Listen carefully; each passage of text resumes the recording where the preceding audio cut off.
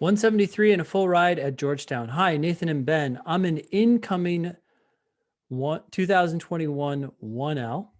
Okay, so they're going to start this year or this coming fall, I guess. My purpose for writing this overdue review is to help other people who might come across your podcast. When I first began my LSAT journey, I was a third year senior at a lowly regarded Texas public university. My parents are lawyers, but neither of them studied for the LSAT. They both took their official tests blind and without any preparation. That was pretty common, I think, back then. I decided to do things differently. I bought books and was considering taking the Kaplan LSAT course. Don't do this! Exclamation point, exclamation point, exclamation point. I am so happy I found the Thinking LSAT podcast because you both have changed my life for the better. My first diagnostic was a 160. My second practice test was a 154. By the way, we should pause on that for a half second. People's scores do fluctuate. Don't forget that and don't freak out. The more I went by the books, the more stagnant my score became. 155, 156, 153. After finding your podcast without using the demon, my score jumped up to a regular 162 to 165. Nathan's critical approach to all things LSAT and Ben's formulaic logic gave me a real edge. I gained so much just by listening to them every week. Then I bought the demon. I drilled religiously every day for 3+ hours, but no more than 4. Okay, that's pushing it. It's a lot. Yeah. That's a lot. It was easy, incredibly helpful, and as time went on, fun. I began scoring 170 plus, including a high of 177 after 5 weeks. On my official LSAT, I scored 166. That was the July 2020 LSAT. I kept on drilling, scoring a 171 on my next official test, and then 170, and then the 173 I settled on. So this person took it 3 times officially. So worth it. So how many people would, get a 166, declare victory, and walk away, right? I then used Thinking LSAT for my personal statement. Wow, that was killer. I received a full ride at UT Austin and Georgetown and was accepted at U Chicago, Columbia, and Harvard. I took a deferral because COVID and enrolled at Georgetown Law.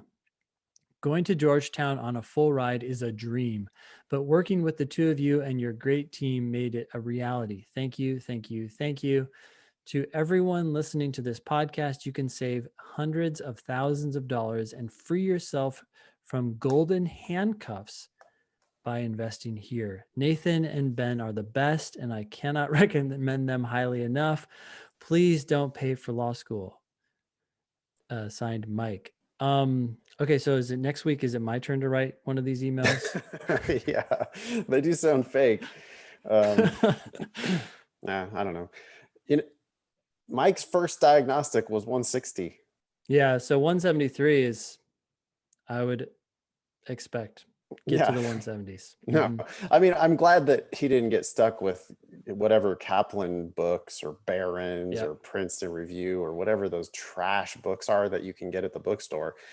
That would have definitely hurt someone like Mike. If you start at 160 and read a Kaplan book, you're probably going to get worse. Unfortunately, this is how it is. In my experience, that's how it is. But starting at 160 and then making it to 173 is not shocking in the slightest. Mike worked hard and found resources that he likes. My favorite thing that he said here is that it became fun for him. It should be fun. For people who score in the 170s, the test is almost always fun. Like, you're not going to get there by torturing yourself. If you think it's a miserable thing and you're going to have a bad time of it, but you're going to grind it out, you're not probably getting into the 170s with that approach. You need to realize that the test is just easy and fun. And that's what we try to do. We try to make it entertaining if we can. And it should be fun eventually because you're going to be getting them all right. And it's fun to get them right. Yeah. If you're thinking that it's miserable and you think you don't have any control over whether or not it is a miserable experience or not, keep in mind that you do. And the way to change that mindset is to start looking at every failure as an opportunity to learn and better yourself. Learn something. The test is logical. If you're failing at it, you're not as logical as you could be. Become a better person. Yeah, and again, a little bit of gratitude goes a long way.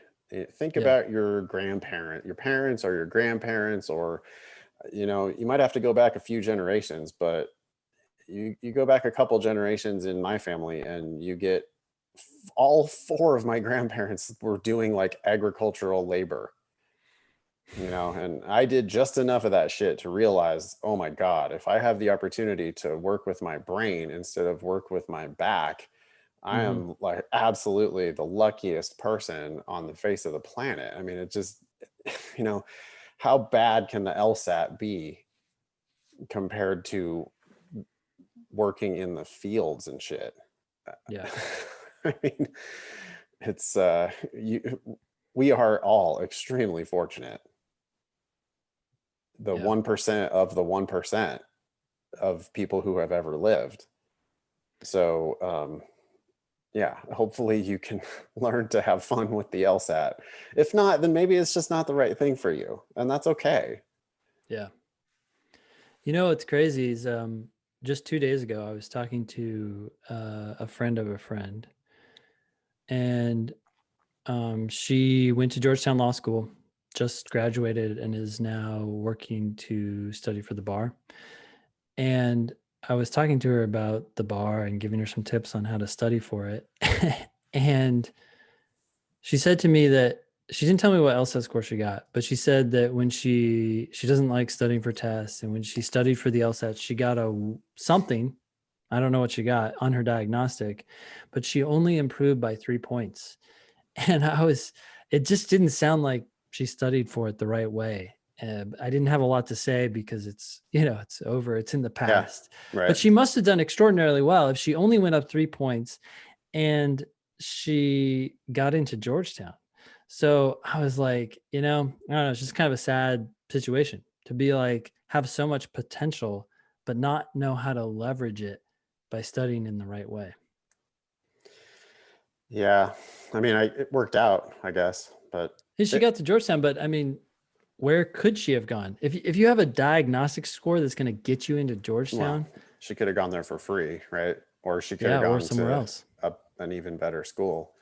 Yeah, Yeah. well, something like half of the people don't study for the LSAT. Something like Yeah. half of applicants just go take it like it's an intelligence test, like which it's absolutely not. I mean, it does Yeah. test natural ability, kinda, Yeah. but it's also ridiculously learnable.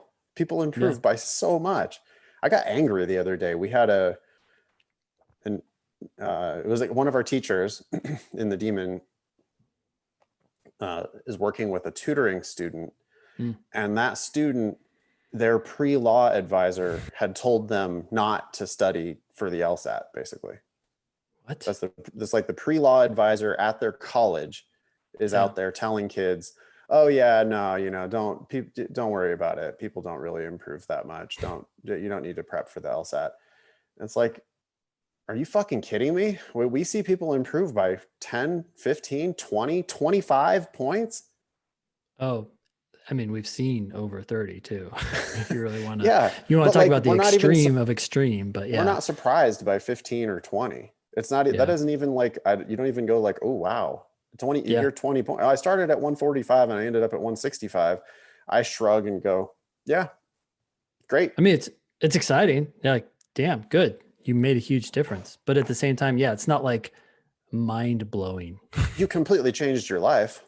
Yeah. So good, but that's not like it's just not a shocking amount of improvement at all.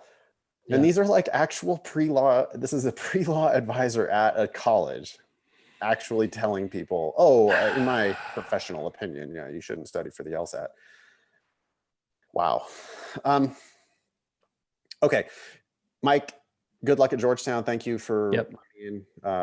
Thanks for being a supporter of the podcast and of the Demon. Um, Hope you'll keep in touch. Reach out to us on LinkedIn. I like to keep in touch with people over time, and it's easy to lose folks once they get into school and beyond. So Mike, if you want to reach out to me on LinkedIn, I would love to connect.